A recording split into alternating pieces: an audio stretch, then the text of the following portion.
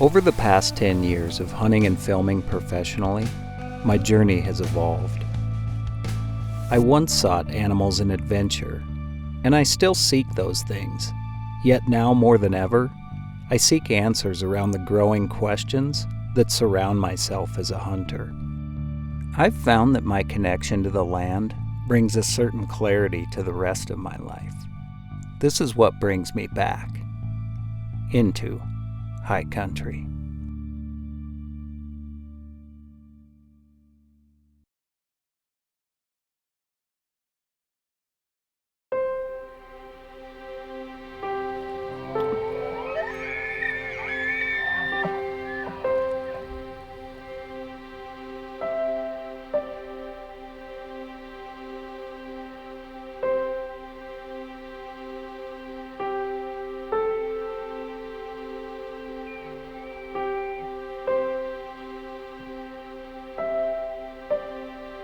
It's hard for me to believe it's been a year already.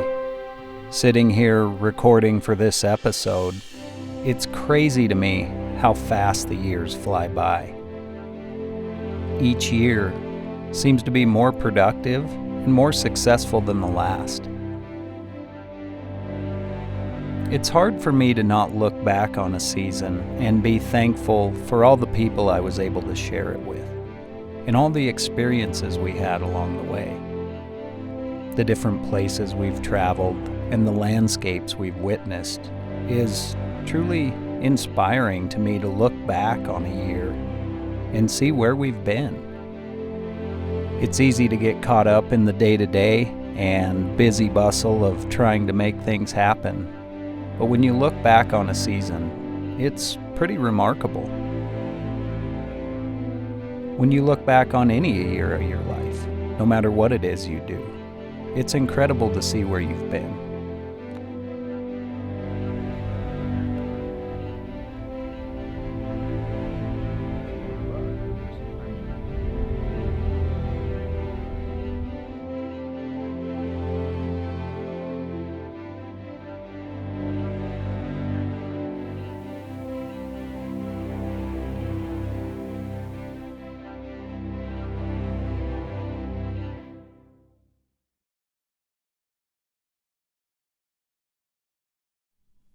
No season would be complete for me without bow hunting elk.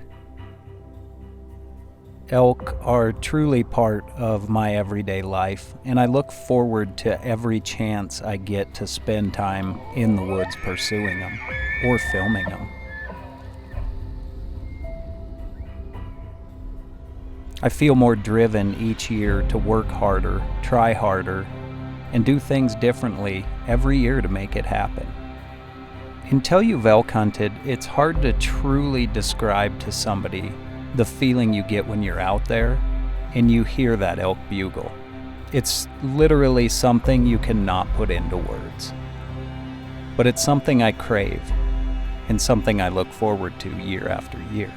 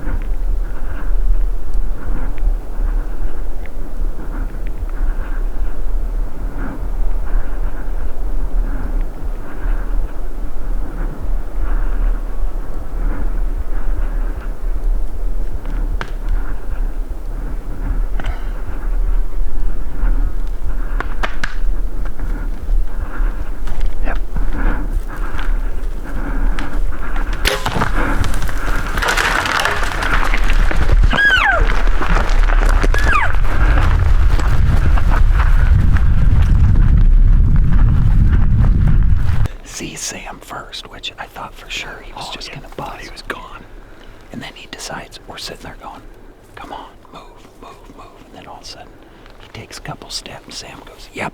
And I was through the bush where I was. So I had to let him clear, and then he was almost out of sight. Blap! And I hit him like a little low and back, but I mean, he was quartered hard. He was uphill hard. So low and back. I mean, we should be in the boiler room. After putting on over 50 foot miles combined between all of us, my friend Michael spotted the bull in a water hole one drainage over from where we had been looking. And Garrett were out fixing fence, actually, and came over the hill and found this bull. I'm just ecstatic. I mean, I've been, anytime you hit an animal and can't find it right away, you're just sick. And then, man, it's so nice when it all comes together. He is such a beautiful elk.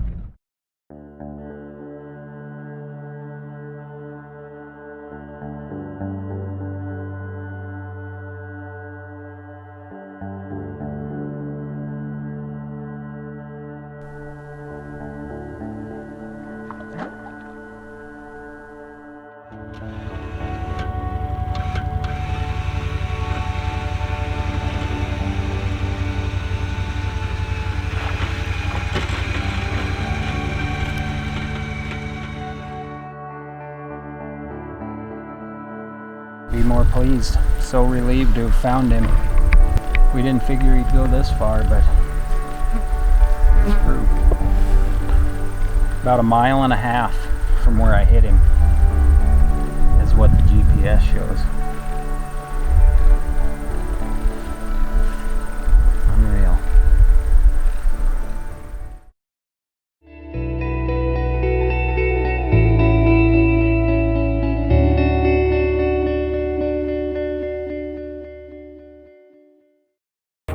Where the pavement ends, on X begins.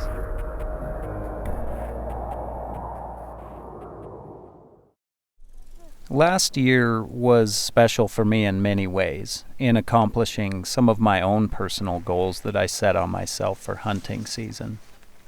But one hunt will forever stay with me, is one of the best hunts I'll have in my lifetime.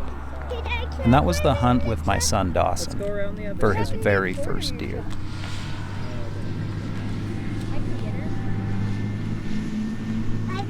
Is that videotaping me? Yeah, go tell. And tomorrow is the big day. My first buck hunt of my life.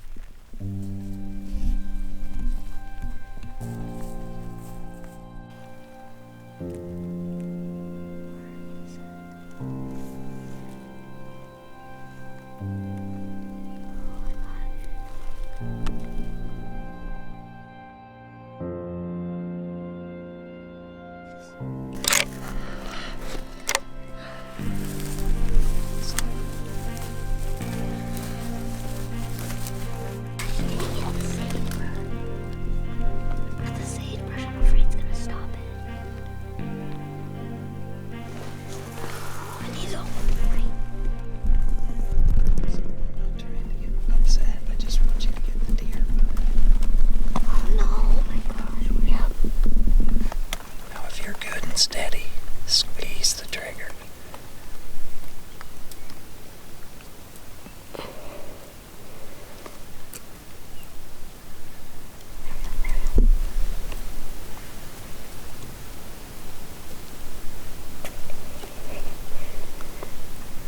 Do you want to try laying on it? Here, close your ears. Ready? Whenever you're ready, buddy.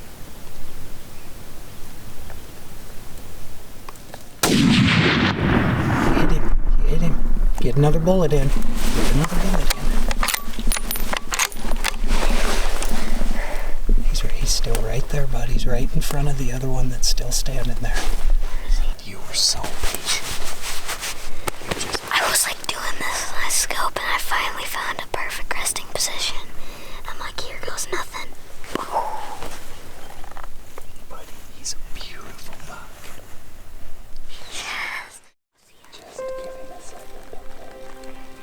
As a father, it's one of those moments you think of for a long time and wonder how it's going to go, and you try to plan it and put it together the best you can.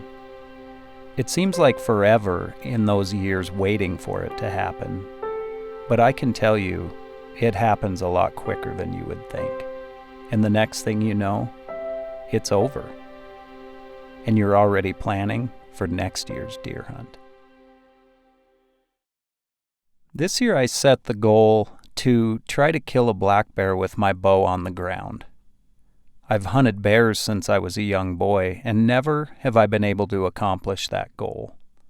So I decided to head to northern Alberta and hunt the vast forests along cut lines where the grass is first to green up. Well, we just got set up here, and that bear popped out, the one that we've been hunting. It's got a really good wind.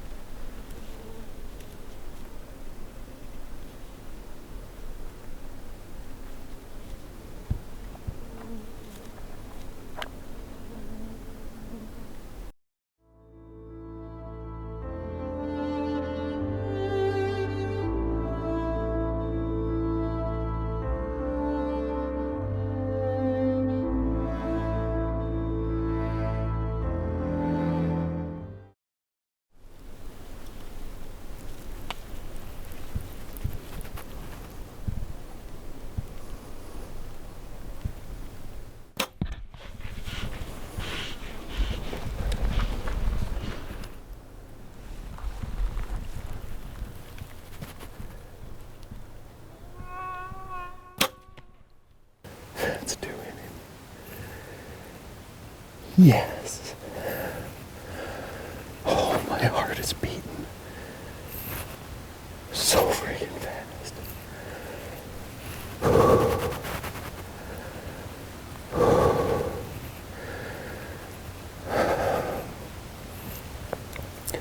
That's my first spot.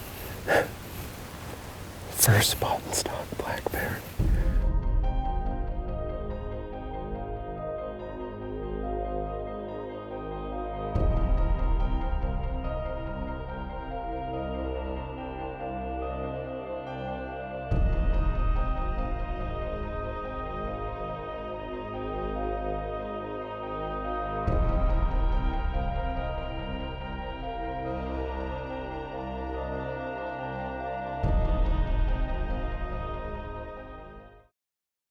Mule deer hunting for me in November is much like elk hunting for me in September. They both hold that place for me, and something I do year after year. We're pretty fortunate here in Montana to be able to hunt mule deer year after year, even during those weeks when the mule deer are rutting. Sometimes it takes the rut to bring the big deer out, but sometimes you can find them early. And that's what happened this year. The very first afternoon we went out, I found a buck worth dedicating my whole season to.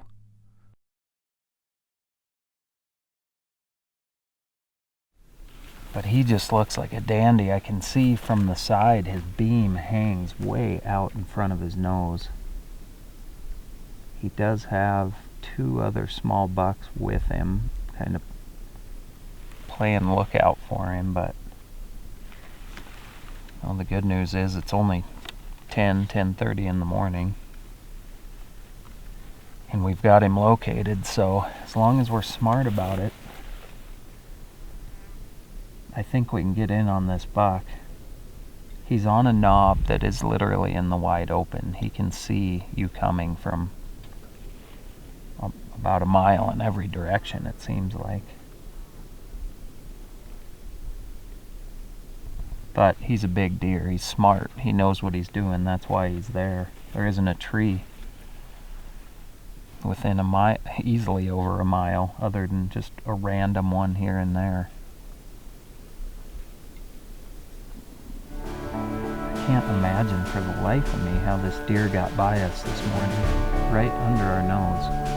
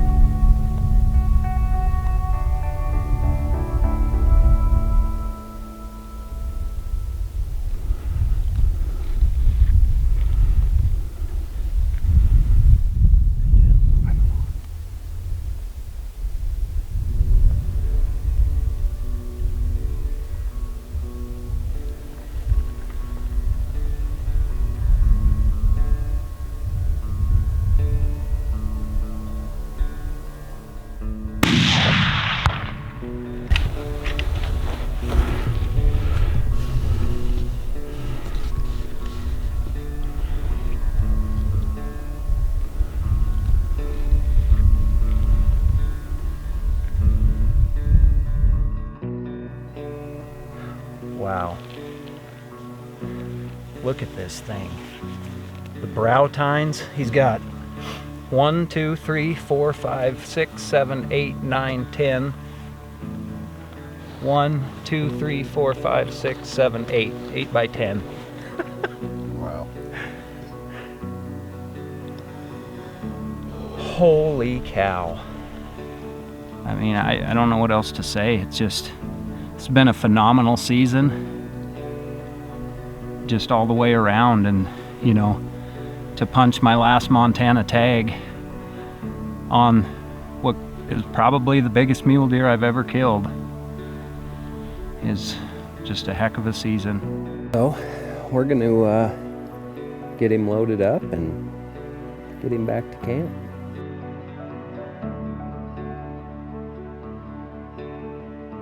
It's hard for me to believe it's been 10 years of doing Into High Country. I couldn't do it without the amazing partners that I have and the people that work for those companies. It's more than just a partnership. And to the people who support what I do, to the people that watch this show, it means the world to me. I truly could not do what I do without each and every one of you. So, thank you. Keep the wind in your face, and I hope to see you on the mountain someday.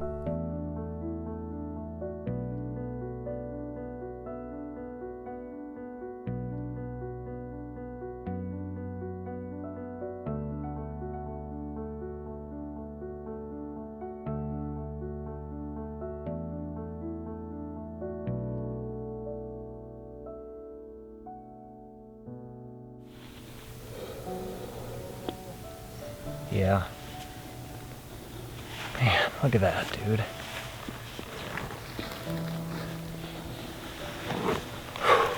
Well,